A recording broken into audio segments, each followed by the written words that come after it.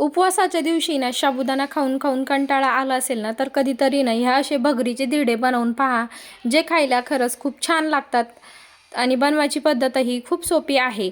तर मी इथं भगर भिजू घातली. आता ही भगर आहे ना 1 ते 1.5 तास भिजू द्यायची. भगर भिजून झाल्यावरती मी घेतला आहे अर्धा डब्बा साबुदाणा, भगर आणि मीठ आणि मिरच्या आणि थोडेसे शेंगदाणे.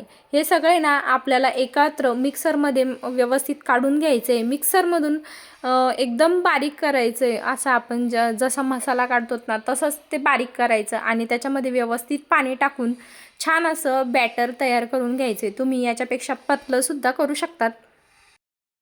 आता तुम्ही पाहू शकतात की हे बॅटर असं छान असं फुललं आहे. तुम्हाला लागलं तर तुम्ही याच्यासोबत थोडंसं चवीनुसार दहीसुद्धा टाकू शकतात. आता तवा गरम झाल्यावरती याच्यावरती सगळ्या साईडला आहे ना तेल टाकून घ्यायचं, कारण ते तव्याला आहे ना चिटकत नाही.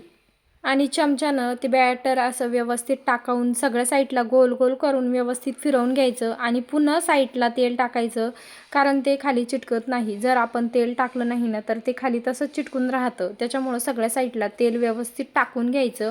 आणि तुम्ही पाहू शकतात की आता आपली आल्लाद सराटा घालून पाहायचा की आपली जी खालची बाजू आहे ती व्यवस्थित झाली का नाही, व्यवस्थित भाजली का नाही. आणि एकदम हलक्या हाताने सराट्याला ना सगळीकडं व्यवस्थित खालून फिरवून घ्यायचं सराटा आणि नंतर आपलं जे धिरडं आहे ते पलटून घ्यायचं.